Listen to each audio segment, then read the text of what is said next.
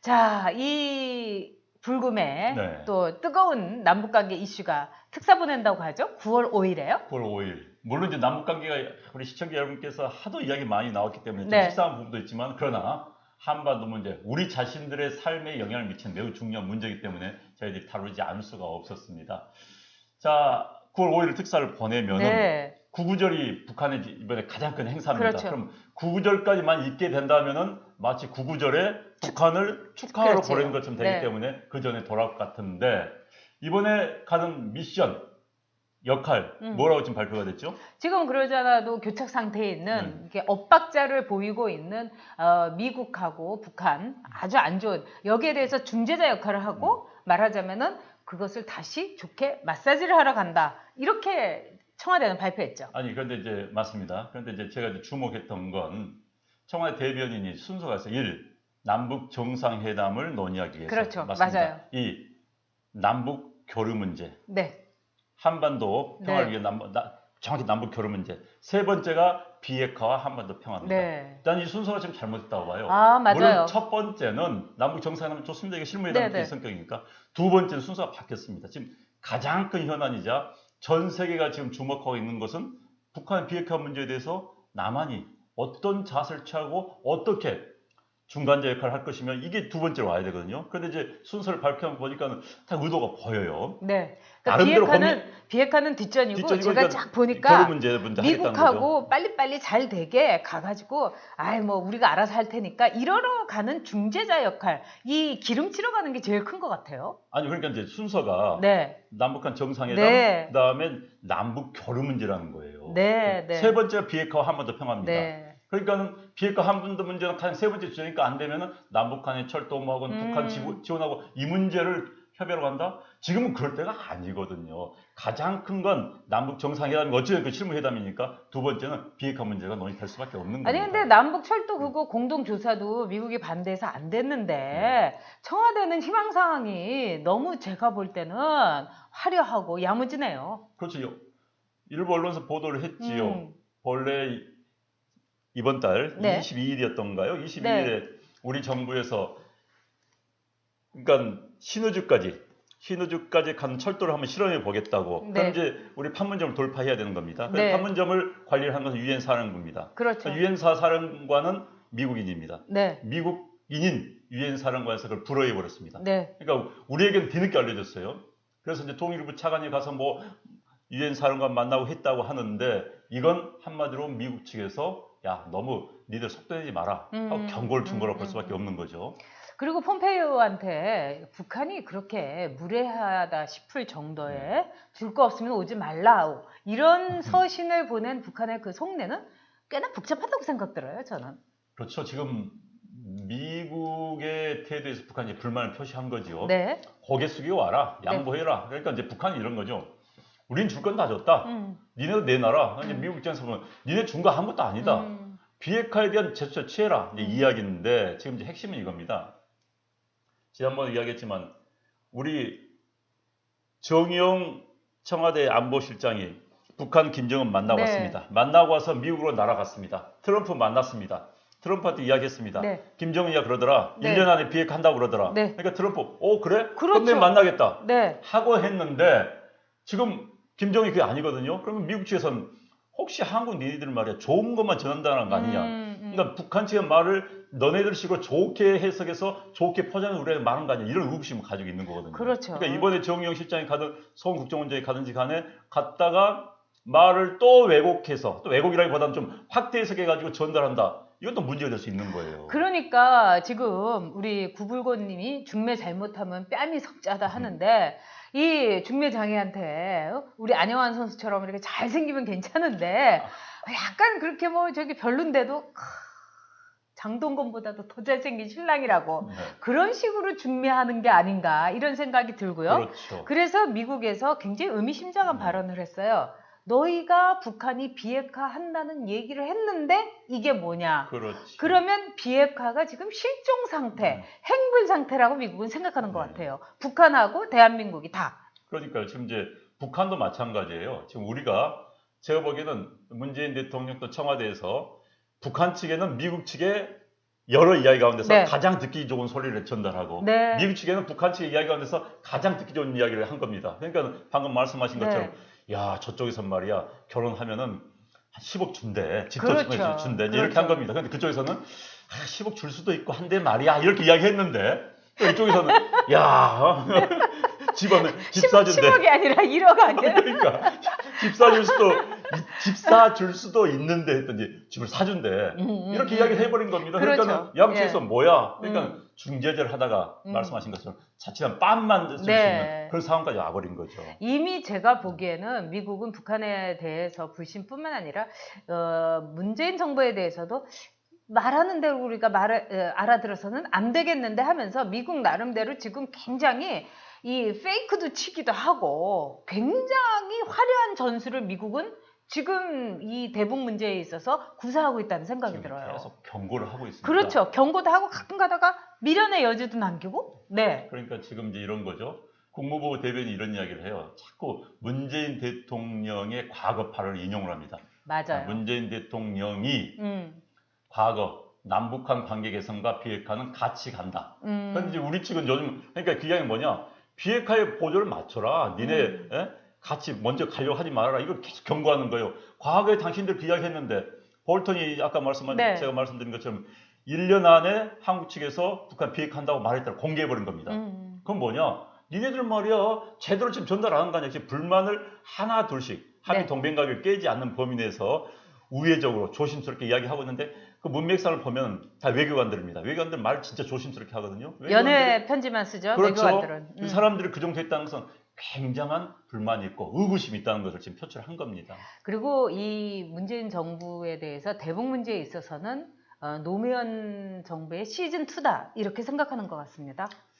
그러니까 이제 지금까지 노무현 정부 때는 사실 이제 일단 부시 대통령하고 손발이 안 맞았어요. 네. 부시 대통령하고도 안 맞았고 그랬는데 지금 이 정부에 대해서 진보 정권이다 보니까 지금 미국은 공화당 정권입니다. 우파 그렇죠. 정권, 이게 좌파 네. 정권이에요. 그래서 항상 의구심을 가지고 네. 있습니다. 특히 이제 우리들이 우리 정부에 대해서 생각하고 하는 우리 이제 뭐 한국 사회에서 많은 분들이 우리 정부가 너무 주사파 뭐 이런 사람도 있는가 이런 의구심을 가지고 있잖아요. 네. 물론 정부는 부인하고 있지만은 네. 그렇지만은 미국도 마찬가지 시각을 가지고 있어요. 그럼요. 그러니까 의구심을 가지고 있는 겁니다. 그래서 저 사람들 왜 저러지? 그래서 이제 그 의구심을 떨쳐주는 것도 왜 미국과 우리가 같이 동맹관계 계속 유지하려면은 굉장히 중요한 그런 이해, 서로에 대한 오해를 부식시키는 것도 굉장히 중요하지요. 그렇죠. 어떻게 보든지 간에 피로 맺어진 혈맹입니다. 그리고 중국하고 북한도 그런 점에서의 혈맹이고 그래서 우리가 갈 길은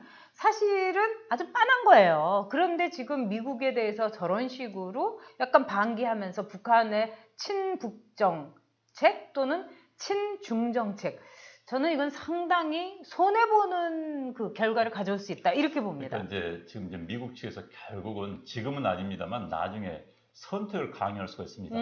자, 한국 정부, 문재인 정부, 북한 편이냐 우리 편이냐 선택을 해라. 그렇죠. 라는 기로에 쓸 수도 있어요. 지금 애매모호하게 갈 때 지금 상황에서 그런 선택 기로에 갈 수 있을 때까지 내몰리면 안 되는 겁니다. 그게 이제 외교력입니다.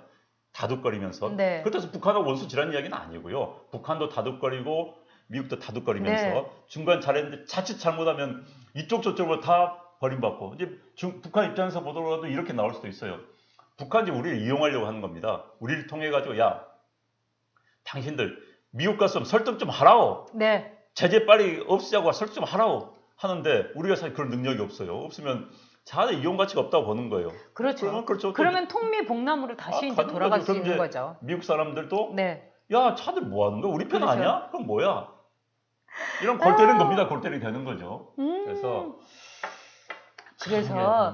제가 볼 때는 이제 미국하고 북한이 자꾸 이런 상황이 이제 되면은 상당한 태도 변화, 전략 변화를 가져올 수 있을 것 같아요. 지금 이제 우리가 되는 게 북한이 저렇게 막무가내로 가고 특히 이제 북한 중국을 믿고 있습니다. 네.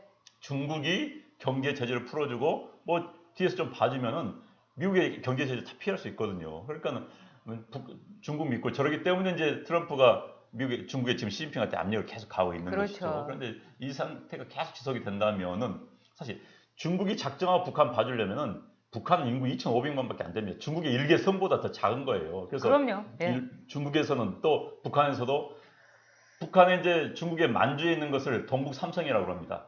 북한까지 포함해서 동북 사성이라는 표현까지 쓰기도 해요. 그러니까 중국의 만주에 있는 경제권에 넣어버린다. 그러면 북한 정도가 컨트롤하는 거 아주 쉽습니다. 그렇기 때문에 그런데 이제 우리 입장에서 본다면은 북한이 중국의 경제권에 아예 포함돼 버린다. 통일은 또 남북 간의 화해 교류 어려워지는 거죠. 중국 눈치만 보는 상황이 돼버리는 겁니다. 근데 사실 경제적으로 북한에 대해서 중국이 아주 야박하게 굴었고, 그 다음에 뭐 경제 지원을 한다고 하더라도 정말 이건 무슨 누구 거지 취급하는 것이 아닌가 할 정도로 아주 얄팍하게 지원을 했습니다. 그래서 북한도 거기에 대해서는 큰 불만을 갖고 있는데, 그렇지만은 미국의 경우는 비핵화 이후의 경제 지원이라는 못을 받고 있기 때문에 북한도 나름대로 전략적인 판단을 해야 되는데, 지금 김정은도 제가 보기에는 판단을 잘 못한다고 봐요. 이제 이런 거죠. 이제 중국이 90년대 들어와가지고 남북한 수교, 중국과 우리 남한과 수교를 하니까 북한이 화들짝 놀랐습니다. 네. 그래서 배신감을 느꼈습니다. 네. 그런데 이제 2000년대 들어서 김정일 정권 들어와가지고 중국에 통보도 하지 않고 핵실험, 미사일 실험 하니까 중국이 굉장히 그렇죠. 부담스럽게 느꼈어요. 그런 상태에서 미국이 압력을 넣으니까 중국이 북한에 대한 제재를 가하니까 북한 사람들이 특히 김정은 입장에서 본다면 야 그럼 믿었는데 정말 믿을 수 없는 친구구만 이렇게 된 겁니다. 네. 이런 상태에서 이제 미국 쪽으로 가려고 하니까 중국이 갑자기 딱 뛰어들어서 야 북한아 야 니네 그거 아니야 우리 마음은 그거 아니야 우리는 혁명이고 동맹이고 니네 아버지하고 우리 아버지가 얼마 친했는데 진짜 시진핑의 아버지 시중신하고 김일성하고 굉장히 친했습니다. 그렇죠. 이러면서 잘했고. 그러니까 네. 이런 관계를 하면서 야 우리 걱정 마라 우리가 다 뒤에 줄게 하니까 이제 김정은 입장 본다면 그래 미국의 애들한테 보니까 한꺼번에 모든 걸 다 내줄 판이에요. 그러니까 중국 쪽으로 이제 돌아선 거죠. 그러니까 제가 지난번에 이야기했지만 우리 정부가 또 미국도 마찬가지입니다. 중국이라는 한반도에 있어서의 중국이라는 변수가 상수를 너무 무시했던 거예요. 중국이라는 상수가 언제든지 북한을 컨트롤할 수 있다는 걸 무시하고 북한이 김정은 말을 믿는 겁니다. 김정은이 우리 사석에서 네. 야 우린 중국 싫어한다. 중국 무섭다. 이렇게 했는데 그걸 너무 과도하게 믿은 거예요. 그렇죠. 그거는 전문가들이 일찌감치 지적을 했던 문제인데도 지금 우리 정부가 굉장히 순진했다. 그리고 외교적으로 제가 보기에는 우리 정부의 외교의 역량이 참 걱정스러울 정도입니다. 그리고 이제 미국의 경우는 요즘 들어서 한국에 대한 미국의 전략을 보면은 글쎄요, 노무현 정부를 겪어서일까요? 상당히 노회해졌다는 그런 생각이 듭니다. 그럼요. 이제 북한 핵 문제를 다루는 노하우가 계속 쌓인 거죠. 그렇죠. 그리고 이제 두 번째는 이제 우리 남한 정부에 대한 노하우도 쌓였고, 네. 이제 그리고 세 번째는 이제 관심을 확실하게 보고 있는 겁니다. 미국이 자기들이 가지고 있는 세계, 미국은 세계를 상대로 컨트롤하고 운영하는 국가이기 때문에 과거에는 러시아 문제, 우크라이나 문제, 이란 문제, 중동 문제, 뭐 남중국의 문제들이 있었지만 이제는 모든 관심, 미국의 국제 문제 전문가들 모든 관심을 이제 북한 문제, 핵 문제에 쏟다 보니까 이제 여러 관심 있으면 여전 전문가가 동원되는 거고 많이 아는 거 아니겠습니까? 그러다 보니까는 한반도 문제에 대해서도 이제는 안 속는다 이런 거죠. 북한한테 진짜 많이 속았거든요. 북한 애들이 협박하면은 밀려 다녔습니다. 그럼요. 그건 우리가 뭐 봐서 그동안에 이제 다 겪은 얘기인데, 자, 9월 5일 날 이제 그 특사가 가서 정지 작업을 일종의 땅 다지기, 이 남북 정상회담의 땅 다지기 작업을 하러 가는데, 자, 임종석, 서훈 또는 뭐 기타 등등 정우영 이런 분들이 이제 물망에 오르고 있는데 누가 가장 유망하다고 보세요? 정우영, 서훈 이 컴퓨터 갈 수밖에 없습니다. 임종석 이야기는 기자들이 그거 쓰고 나면은 너무 빤하니까 하나 더 붙이는 거예요. 저도 기사 써봤지만은 그거 빤한 기사 쓰면요 재미가 없잖아요. 그러니까 임종석 갈 수도 있다. 임종석을 볼 수가 없는 게 임종석 실장에 대한 보수 세력의 의구심을 의식 안 할 수가 없습니다. 그럼요. 두 번째는 임종석은 전문가가 아닙니다. 그 문제는 전문가들이 가서 해야 되는데 제가 여기서요. 제미 081500 자, 북한은 그 여러 사정에도 오래전부터 외교는 잘한다고 생각했어요. 그 안 좋은 경제 상황에도 말이죠. 전 이 문제에 대해서 약간 이견이 있습니다. 많은 분들이 야 북한은 정치 잘한다, 외교 잘한다. 외교는 모두 국가 정책은요 국민들 배부르게 하는 것이 목표입니다. 그게 최종 목표예요. 국익이죠, 국익. 그러니까 네. 국익의 최고는 국민들 배부르게 먹이는 겁니다. 자, 외교 잘한 그 결과가 뭡니까? 외고 잘했다는 평가를 받는 결과 국민들도 굶주리고 있는데 그건 외교 제가 보면 외교 못한 겁니다. 못한 거죠. 아, 국민들 굶주리고 수백만 명이 아사가자 나겠으면 그러면서 제가 자존심 상하면 뭐합니까? 그것은 외교를 못한 겁니다. 제가 보기에는. 근데 태영호 공사에 죄송합니다. 우리 예. 그런 아니, 주장이 있기 때문에 제니님이 네. 늘 안영환님 팬이에요. 김지선님도 그렇고 오늘 쭉 올라온 주요 채팅이 뭐냐면 안영환 멋있다. 남자는 수트빨이다. 이렇게 나오고 있어요. 그래도 사실 제가 이쪽을 잘 못 보이지 안 보입니다. 제가 주로 보고 좀 있어요. 보려면 이렇게 봐야 되고요.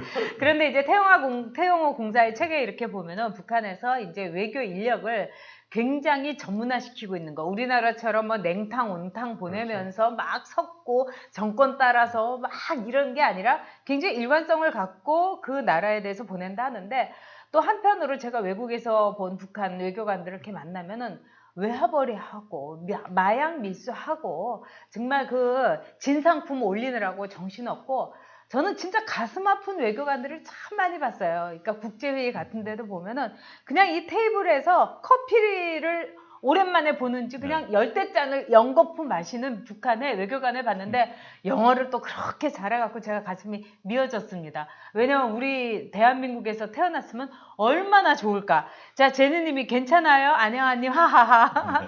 자, 그런데 제가 어쨌든 여기서 그 말씀만 드리고 싶으면은 근데 북한은요 네. 외교관 한번 자기 분야를 맡으면 수십 년간 해버립니다. 네. 지금 북한의 통일전선부장 김영철 같은 경우는 우리 시론 중2 그렇죠. 초급 장교 때부터 네. 대남 접촉과 교섭만 해서 지금 여기까지 온 사람들이거든요. 네. 우리처럼 잠시 이 부서 갔다가 또 다른 부서 가고 이러지를 않습니다. 그렇기 때문에 전문적인 지식이랄까요 능력이 쌓이는 것이죠. 그렇죠. 네. 그리고 이제 마지막으로 네.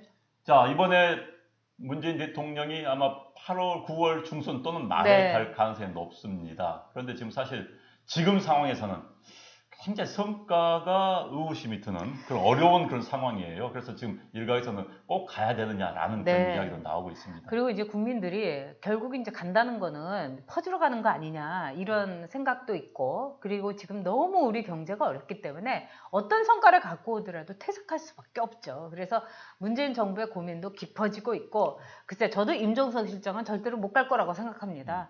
제가 이제 같은 상임위에서 있어 봤는데 좀 걱정스러운 분이었어요.